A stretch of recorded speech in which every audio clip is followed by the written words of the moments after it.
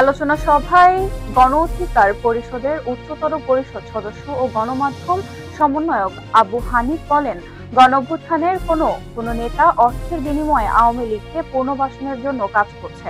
জুলাই বিপ্লবের শহীদ ও আহতদের রক্তের সঙ্গে বেইমানি করে কেউ কেউ আওয়ামী লীগের সঙ্গে আপোষ করতেছে। বৃহস্পতিবার বিকাল 4টায় ভৈরব প্যালেস পার্টি সেন্টারে জুলাই বিপ্লব ও ছাত্র অধিকার পরিষদের সাংগঠনিক শীর্ষক আলোচনা সভায় তিনি একথা বলেন। আবু হানিফ বলেন, বিভিন্ন জায়গায় আওয়ামী লীগকে সুযোগ দেওয়া হচ্ছে, আওয়ামী লীগও তাদের খোলস পাল্টে সেই সুযোগ নিচ্ছে। ফ্যাসিস্ট হাসিনার পতনের পর সেনাপ্রধান তার বক্তব্যে বলেছিল 626 জনকে আশ্রয় দেওয়া হয়েছিল, কিন্তু তাদের পরবর্তী অবস্থান সম্পর্কে সেনাপ্রধান কোনো বক্তব্য দেয়নি। আমরা 626 জনের তালিকা জানতে চাই এবং তারা কে কোথায় আছেন সেটাও জানতে চাই।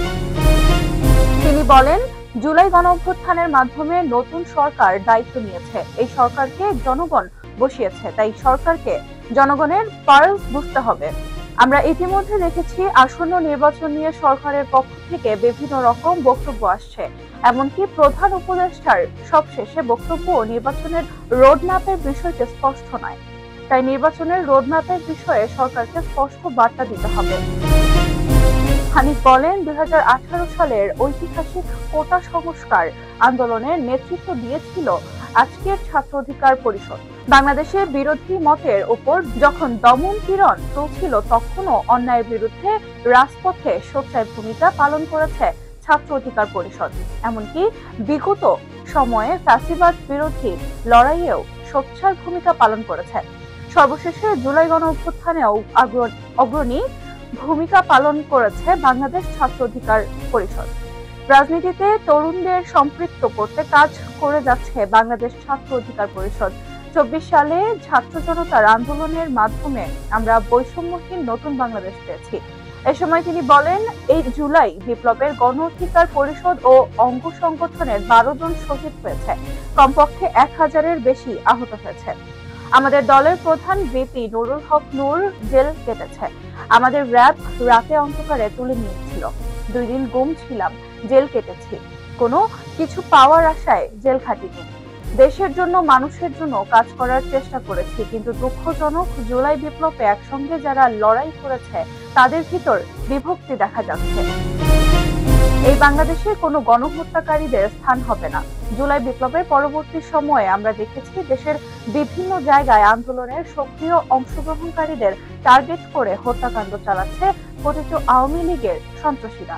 সেই বিষয়ে সরকারকে আরো সক্রিয় হতে হবে। আওয়ামী লীগের সন্ত্রাসীদের দ্রুত সময়ের ভেতরে আটক করতে কিন্তু সরকার দৃশ্যত কোনো ব্যবস্থা নিতে পারছে না।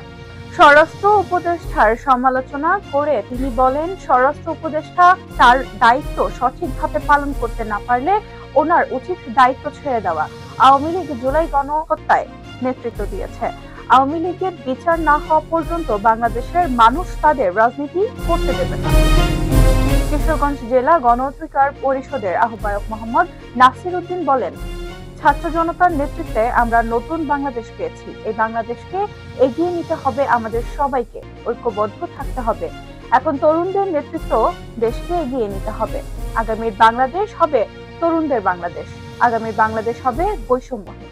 ছাত্রনেতা বিন ইয়ামিন সরকার জুনায়েদের সঞ্চালনায় আরো বক্তব্য রাখেন কিশোরগঞ্জ জেলা গণ অধিকার পরিষদের যুগ্ম আহ্বায়ক মুশফিকুল ইসলাম, ইমতিয়াজ আহমেদ কাজল, সদস্য সচিব ভৈরব উপজেলা গণ অধিকার পরিষদ মমিন উদ্দিন জনি, আহ্বায়ক কিশোরগঞ্জ সদর উপজেলা গণ অধিকার পরিষদ সৈয়দ আলিউজ্জামান মহসিন, সাবেক আহ্বায়ক কটিয়াদি উপজেলা গণ অধিকার পরিষদ ভৈরব উপজেলার গণ অধিকার পরিষদের নেতা শামসুল হক মামুন, ভৈরব উপজেলা ছাত্র অধিকার পরিষদের নেতা আবিদ আমজাদ ইমরান প্রমুখ।